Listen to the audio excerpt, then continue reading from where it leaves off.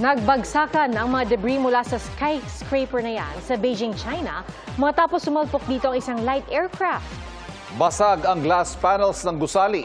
Pinakamataas yan sa Beijing at headquarters sa isang state-owned conglomerate. Inaalam pa ng otoridad kung sinadya o aksidente ang pagbangga ng eroplano sa gusali. Piloto lang ang sakay ng eroplano at wala pang impormasyon kung nasaan siya. Lumalabas sa flight tracking data na lumihis ang eroplano sa flight path nito mula nang lumipad 30 minuto bago ang aksidente. Pasintabi po sa susunod naming ibabalita, pineste ng mga langaw ang ilang komunidad sa Negros Oriental. Nasisisi ang isang poultry farm na hindi raw maayos ang pagtapon sa dumi ng mga manok. Nakatutok si Jonathan Andal. Gabanig ng langaw. Hindi lang sa pagkain kasama ng mga residente ang sangkatutak na langaw. Maging sa pagtulog, kapit na kapit ang mga ito. Ganyan karaming langaw ang namemerwisyo sa mga taga-barangay Magsusunog sa Pamplona, Negros Oriental. Sabi ng barangay health worker, dahil sa mga langaw, nagkakasakit na ang ilang bata sa kanilang lugar. Bukod sa barangay Magsusunog, apektado rin ito ang isang sitio sa barangay Enrique Villanueva sa bayan ng Sibulan. Sinisisi sa pamemeste ng mga langaw ang manukan sa barangay Magsusunog. Ayon sa kapitan ng barangay, Nobyembre pa lang inireklamo na ang manukan dahil sa hindi umano maayos na pagtapon sa mga dumi ng mga manok. Ito anya ang pinagmula ng masangsang na amoy at pamemeste ng langaw. Kinumpirma rin yan ng Municipal Environment and Natural Resources Office ng Pamplona. Pinuntahan ng GMA News ang poultry farm pero ayon sa humarap na guard, walang otorisadong magbigay sa kanila ng reaksyon. Sinabi ng guard na nag-inspeksyon na roon ng mga otoridad. Kinumpirma rin ng chairman na nag-ocular inspection na sila sa poultry farm kasama ang Pamplona LGU at namigay ng ayudang kemikal ang lokal na pamahalaan. Jonathan Andal, Nakatutok, 24 Oras.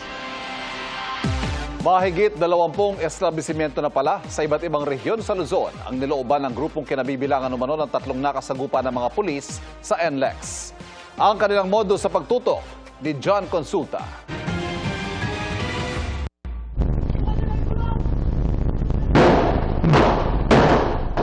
Ang mga nakaengkwentro ng Regional Special Operations Group ng Police Regional Office 3 sa Bukawi Toll Plaza ng NLEX lumalabas sa sangkot din sa panloloob sa mahigit 20 establishmento sa iba't ibang rehiyon. Nitong June 13, umatake rin ang grupo sa Tanawan, Batangas kung saan binaklas nila ang cash dispensing machine, tinangay ang pera, saka tinapon sa tabing kalsada. Sa Poso Rubio, Pangasinan, matapos tutukan ng baril ay iginapos ang mga inabutang tauhan at customer bago tinangay ang 300,000 piso. Sa Magalang, Pampanga, pinasok nila ang isang convenience store na target ang cash dispensing machine din.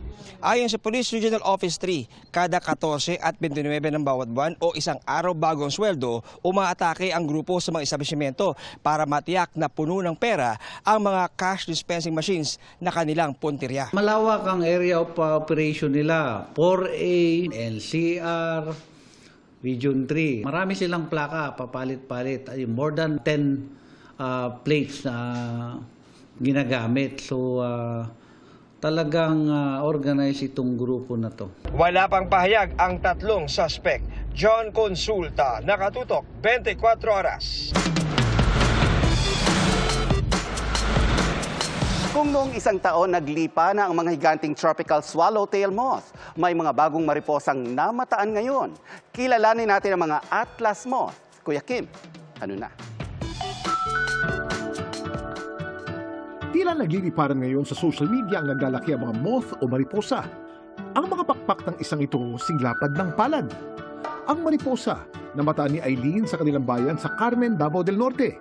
Nagising po yung 2 anak ko. Paglabas nila, nakita po nila dito sa gilid ng bahay namin. Marami po siyang color. Kasi laki po ng isang palad yung pakpak po niya. Surprise kasi first time po nakita namin yung ganong kalaki. Kuya Kim! Ano na? Ayon sa isang entomologist o eksperto sa mga insekto, ang namataan ni Eileen sa kanilang bakuran, isang Attacus atlas o Atlas moth. Nabibilang sila sa family Saturniidae ng mga Lepidopterans. So magkakasama yan, butterfly, moth, and itong mga Saturniid or mga Attacus moth, ang characteristic nila, yung mga markings nila sa kanilang pakpak. Isa pa sa mga kapansin-pansin sa kanilang mga pakpak ang hugis at disenyo sa dulo nito nakahawig ng ulo ng ahas. Ginagamit nila ito para takutin ng mga predators. Ang Attacus atlas o Atlas moth ang isa sa pinakamalaking moth sa mundo. Ang mga pakpak nito maaaring umabot sa 25 hanggang 30 centimeters ang lapad. Halos kasing laki ng isang maliit na ibon. Their given size, that's equivalent to stored energy. May super sensitive na antena ang mga lalaking Atlas moth. Ginagamit nila ito upang maamoy ang pheromones ng babaeng moth mula sa malayong distansya. Alam niyo ba na ang matatandang Atlas moth hindi na kumakain? Kapag naging ganap na moth na kasi sila, wala silang maayos na bibig para kumain. Nabubuhay sila gamit ang energy na ipon nung sila ay higad pa lamang. Yung mga adult na Attacus moth, ang buhay nun 1 to 2 weeks lang. Kasi nga hindi sila kumakain. Ang main purpose lang nila is to find a partner, makipag-mate, and then breed. Later on, mamatay na rin sila. Pero bakit nga ba naglipa na ngayon ng mga mariposa sa Pilipinas? Yung kanilang life cycle from egg, papuntang larva, pupa, then adult, usually it will take 3 to 3.5 months. Na usually, nagko-coincide sa changes ng panahon sa Philippines. We are a tropical country, so hindi tayo 4 seasons. Meron lang tayong dry and wet. Pero every time na nag-change from dry to wet or wet to dry, nag-spike yung sightings nila kasi yung changes ng weather, yung panahon na yon, sumasakto yung paglabas ng mga adult. Laging tandaan, ang bawat mariposang lumilipad, paalala ng bawat nilalang gaano man kaliit o kalaki. May mahalagang papel sa kalikasan. Ito po si Kuya Kim at sagot ko kayo, 24 oras. Up next, anak ni Dennis Trillo na si Calix Ho nagsalita na matapos masangkot sa aksidente. May insidente na naman ng pananaksak sa Cavite. Nangyari po yan sa labas ng paaralan kung saan 17 anyos ang biktima at 15 anyos ang nanaksak. Nakatutok si Von Aquino. Mag-aalas 6 ng gabi kahapon nang saksakin sa tiyan ang 17 taong gulang na grade 8 student ng kapwa estudyante sa Silang Cavite. Base sa police report na nakuha ng GMA News, nagkainitan ang 2 menor de edad hanggang sa nagpakawala ang biktima ng magkakasunod na suntok sa suspect. Bilang ganti, bumunot ang suspect ng patalim na siyang ginamit panaksak sa biktima. Yung suspect po is naglalakad lang, tapos yung biktima po is sinuntok niya yung suspect.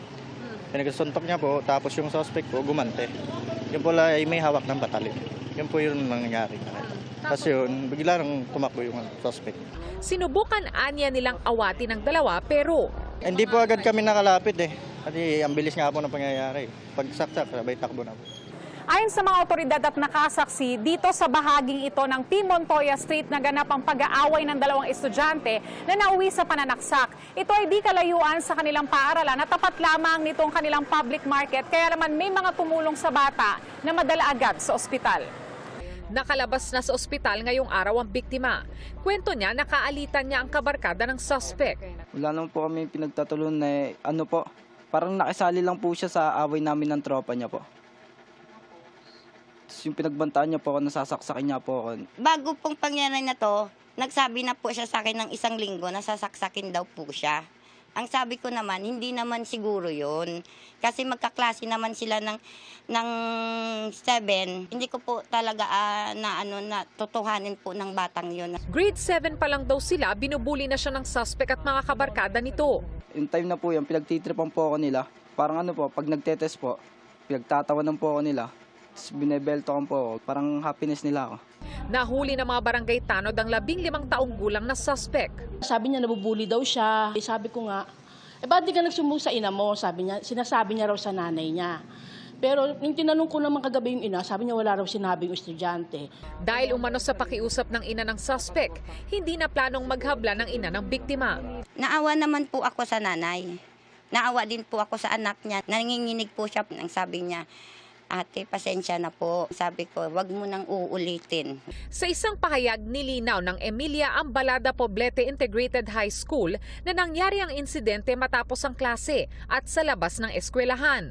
Nasa kustodiya ng DSWD ang estudyanteng suspect habang ipinapatupad ang legal at child protection procedures. Ayon sa paaralan, prioridad nila ang kaligtasan at kapakanan ng kanilang mga mag-aaral at mahigpit nilang ipinapatupad ang school safety plan, kabilang ang zero tolerance policy laban sa karahasan, pambubuli at iba pang makakapagpahamak sa mga estudyante. Sinisika pa naming makuna ng pahayag ang Department of Education. Von Aquino, Nakatutok, 24 Oras. Bukod po sa mga mall at tindahan, mahigpit ding binabantayan ng Department of Trade and Industry ang mga online seller ng mga appliance. Obligado po sila ipakita ang mga palatandaang ligtas at dumaan sa pagsusuri ang mga produkto. Nakatutok si Bernadette Reyes. Pasado ang mga produktong sinilip ng Department of Trade and Industry o DTI sa surprise random inspection nito sa isang department store sa Pasig City. Makikitang maayos ang kalidad ng mga imported kung saan may legit na ICC sticker. PS marking naman ang makikita sa mga dekalidad na local products. Importante po ito para we can make sure na yung mga appliances na binibili nila are pasado sa standard set by the DTI. Kasi mahirap na po ang mga appliances ngayon. Nakakakos na siya ng sunog, nakakakos rin siya ng aberya. They should also check sa ICC app na yung PS mark ay authentic. Kadalasan, pag namimili tayo ng mga appliances o electrical products, sa presyo tayo tumitingin. Pero payo ng DTI, siguraduhin din ang kalidad ng mga produkto. Ang extension cord kagaya nito, merong PS marking na nagpapatunay na pasado ito sa quality standards. Pero hindi lang sa mga ibinebenta sa mga mall at tindahan ang binabantayan. Pati mga ibinebenta online tulad ng mga appliances, dapat may mga palatandaang pasado sa quality standards para hindi masayang ang inyong pagbili tulad na nangyari kay Leonora. Sabi ko, ano ba yan? Sana bago kayo magbenta, siguraduhin yung buo. Kasi nakakadismaya yan sa mga customer, di ba po? Kasi hindi na siya uulit para bumili. Tinapong ko. Mahalaga yan lalo't marami na silang bumibili ng appliance online. Makikita mo naman kung ano siya matibay or di ba?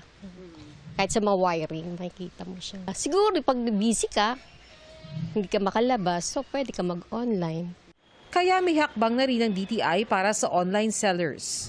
We have a department order that's requiring po yung mga shopping platforms natin na i-display at yung mga merchants, online merchants natin na i-display yung kanilang lisensya, PS or ICC.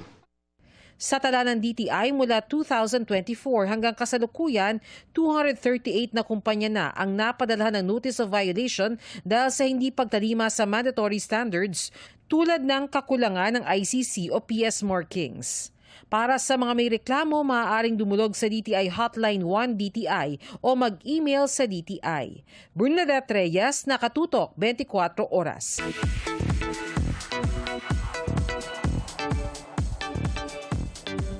Business plus show business. Magiging busy sa mga yan si Jenilyn Mercado. Ang anak naman nila ni Dennis Trillo na si Calix Ho nagsalita na matapos masangkot sa aksidente kamakailan.